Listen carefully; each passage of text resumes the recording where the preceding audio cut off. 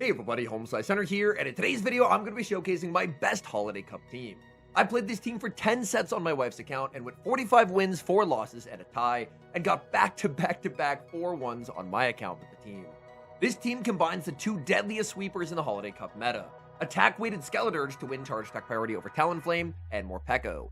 I think attack-weighted Skeledirge is absolutely OP in this meta. The new Shadow Ball pacing is incredible, and with Torch Song, well, it can absolutely run away with games and sweep teams. So without further ado, let's hop into the matches, and in game number 1, we pick up a very good lead Skeledirge into Shadow Talonflame. Now, this team, it's very important you run a high attack Skeledirge, because high attack Skeledirge actually consistently wins cap tie against Talonflame, and that is a must. It's to the point where if I only had a low attack Skeledirge, I would not run Skeledirge. I built a new Skeledirge specifically to win this CMP tie. Normally in the default, Talonflame is favored by about 1, so you don't need a ton of attack on Skeledirge, but consistently winning the cap tie means that you can just win the 2s against Talonflame straight Torch Song. This means that I'm going to exit this matchup at +3 attack. There is nothing in the format that wants to deal with +3 Incinerates. I exit pretty healthy too. My opponent brings in Licky Licky. They're going to be forced to throw a body slam as those Incinerates are absolutely deleting them. Now I can just bring in Morpeko. My opponent reveals they were ABA weak as in the back they have Annihilate, but they're not going to have Annihilate for very long. I make the Aura Wheel, Annihilate is going to get one shot, and all that's left is the Licky Licky in the back. The guaranteed win condition is throwing 4 Thundershocks and then switch into the Furret. My opponent realizes there's no way to win the game, and they will concede the match. Dream lead in the next match, Skeledirge versus Alolan Ninetales. My opponent safe switches into Furret, and Furret safe swap, I would say, is a little bit tricky for this team to deal with, but that's part of why I do have Brick Break on my Furret. When I played this team on my wife's account, she didn't have a lot of charge TM, so I just ran Trailblaze, but on my account, my Furret does have Brick Break, and honestly, I did like how Brick Break played, because Brick Break obviously is a little bit cheaper to boost up your Sucker Punch damage. My opponent will go for the Swift, and now I'm going to fire off another Brick Break.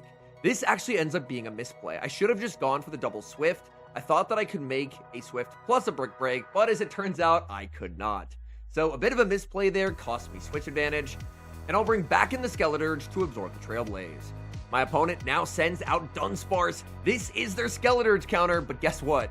Skeledirge, if it's up a shield or up energy, beats its counters. That's part of what makes Skeledirge so incredibly oppressive in this meta.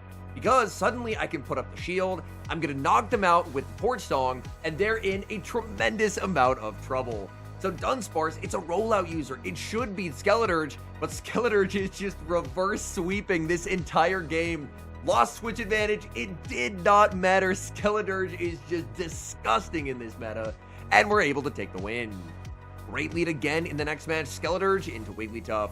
My opponent safe switches once again into Furret, and I'm just going to respond with the Mirror.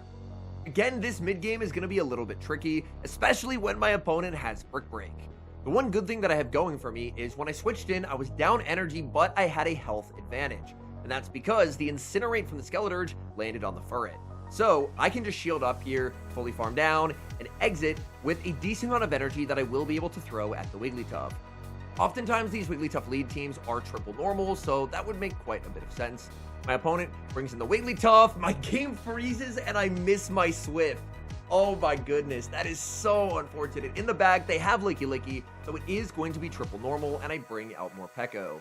If I had landed that Swift onto the Wigglytuff, then I would probably just be in a winning position here, even down a shield. But without that damage, suddenly the game gets a lot less clear.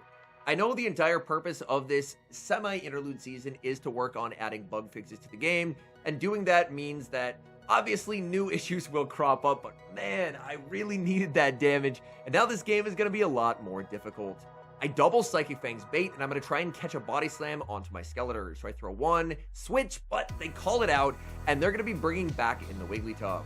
Here's where, if the Swift had landed earlier, I could Torch Song, boost up, farm down, and then exit with a boosted Torch Song, but unfortunately, they're just too healthy. They haven't taken a lot of damage in this game. I don't even think that I can farm down here, so I'm forced to just farm back up to the back-to-back Torch Songs, and at the very least, I'll still get to exit with boosted energy. My opponent brings in the Licky Licky. It looks like they did get one turn bring in there as they brought in Licky Licky. Torch Song lands, devastating damage, and at this point, it's just too little too late as I switch into more Pekko, make the Psychic Fangs. Psychic Fangs KOs the Licky Licky, and even despite the game error, Skeledirge too good, we're able to get the win. Great lead in the next match, Skeledirge into Talonflame. Again, the new Skeledirge that I built paying off dividends as I'm winning that CMP tie. In this matchup, it doesn't matter which Torch Song the opponent shields, even if they call the first like this opponent does. You can still farm down as the Skeledirge player. So I'm going to do just that. Just keep spamming out the Torch Songs. My opponent again placed the CMP die that they do not win. Torch Song now puts me at +2. I'm shielding, and I know that these next two Incinerates will take the knockout on a Talonflame. My opponent sends in Furret, and look at the Incinerate damage. Skeledirge, you absolute monster. Skeledirge's Torch Song, that's guaranteed to get a shield. It just does way too much. And now I can save the Skeledirge for later and bring in Furret. I was more than happy to stay in that matchup for a little bit as the Skeledirge, and then just fire off the Torch Song because Furret can't really damage Skeledirge with his charge attacks. Here, I'm able to land the Brick Break, which will get my opponent very low. They're going to fire off the Boosted Swift, and now they send in Spiritomb. Spiritomb has incredibly bad pacing, so even with a 3 Sucker Punch head start, they still cannot outpace Morpeko. Morpeko makes the Aura Wheel. Spiritomb is definitely not surviving, and that's going to be a win. We're now boosted up. We should be able to just fully farm down. Opponent realizes they cannot win, and they will concede the match. We've got a Core Breaker on the lead in the next match, and its name is Stunfisk. For this matchup, I like to throw an Incinerate and then save switch into Furret. Stunfisk almost always has Wigglytuff in the back. So, the way to beat it is to try and bait out the Wigglytuff, get a big Incinerate farm down with the Skeledirge, and then Skeledirge should be able to put in some very nice work against the Stunfisk with an energy advantage. The big thing that's working for Skeledirge is the fact that Skeledirge does not get KO'd by a Mud Bomb. As long as your Skeledirge is still pretty healthy, Skeledirge will be able to survive. Unfortunately, the worst case scenario happens in this matchup, which is I don't get a shield advantage and they survive on 1 HP, meaning that I basically get no extra energy. I bring back in the Skeledirge, my opponent will fire off the Mud Bomb. This is still going to be a tricky game, because the main ground type that you're ever going to see in this meta is Stunfisk. There's the occasional Golurk, but I feel like I've only seen one in all the days that I've played, so it felt like a calculated gamble to be ABA weak to Golurk, and so far it has really paid off. My opponent no-shields the first, and I immediately under-tap the next Torch Song because I want this next Incinerate to be as boosted as possible. This allows me to force a simultaneous knockout, and in the back, Morpeko is sweeping. Because they have Wall Rain, I can just go straight for the Aura Wheel. My opponent knows their only win con is if I bait, so they no-shield, Aura Wheel takes the knockout, and even despite a big Core Breaker lead, we're able to get the win. Oh my goodness, what a lead in the next match, leading Skeledirge into Satitan. My opponent safe switches into their own Skeledirge, and it's very important that I fire off the Shadow Ball instantly here, because that way my opponent doesn't get a full sneak.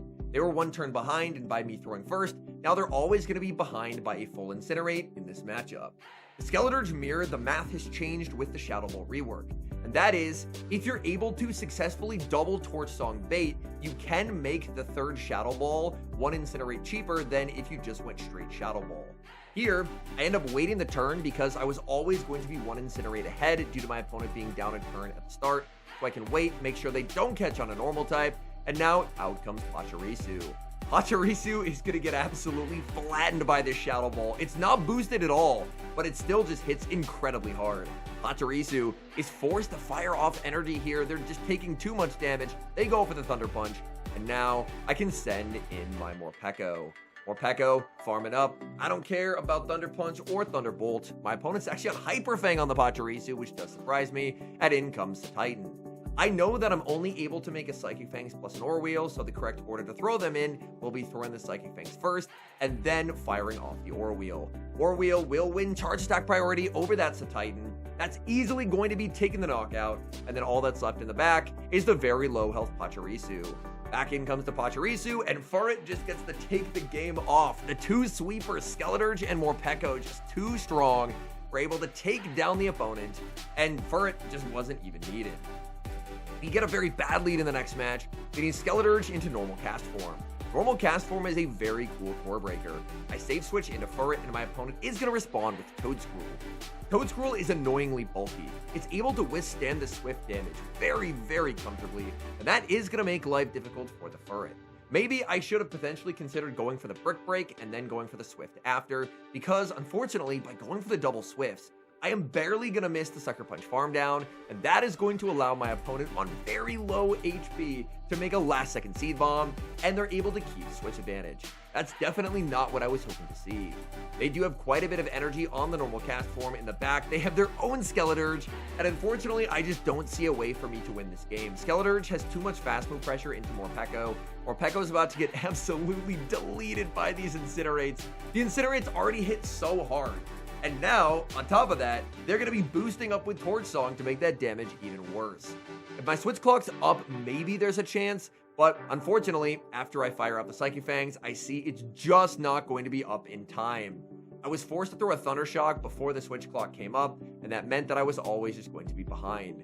Shadow Ball gets shielded. I anticipate the switch, but it's too little too late, as they have a ton of energy on the normal cast form, and normal cast form has Weather Ball Rock. So they will get to fire off the Weather Ball. That's going to get Skeledirge low. Skeledirge does not get the Torch Song. The Hex takes the knockout, and we will lose the game. Very cool pick from my opponent. I feel like this team does really well into a lot of the standard teams, but this trainer going anti-meta as well, and it pays off for them in a big way. Great lead again. I felt like I saw a lot of Alolan Ninetales leads, and man, Skeledirge is a very big fan. Here, I make a pretty big error.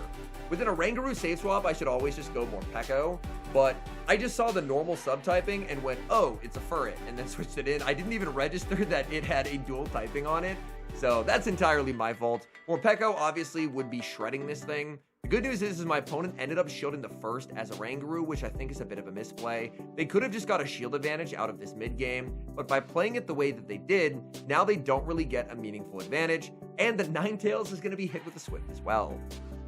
I have to hope that Morpeko will still have some play in the back.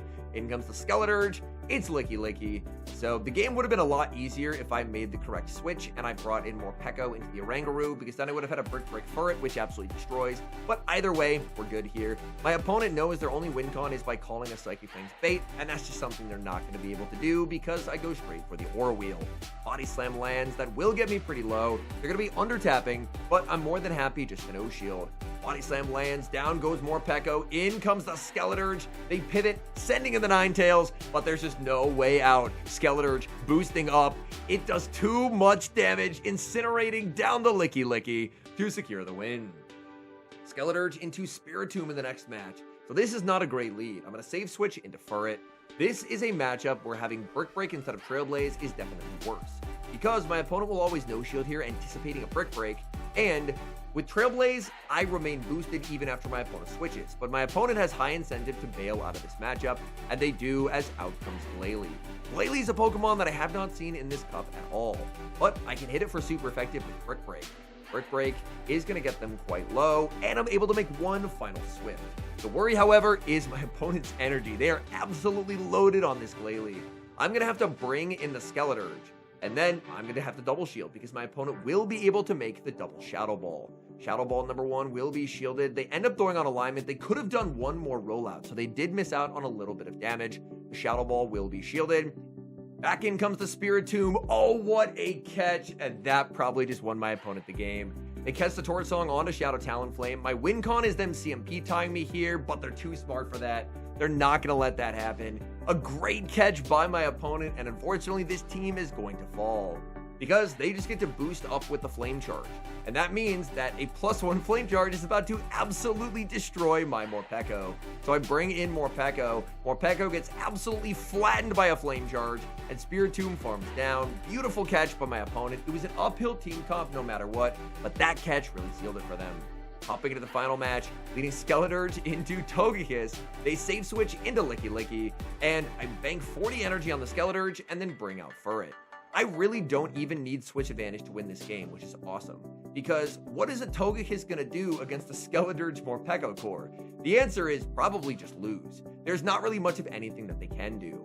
Licky Licky will be able to fire off Body Slam after Body Slam in this matchup, and that is going to be getting my Furret very low. Furret actually does get knocked out here. I lose switch advantage, but this is all going according to plan.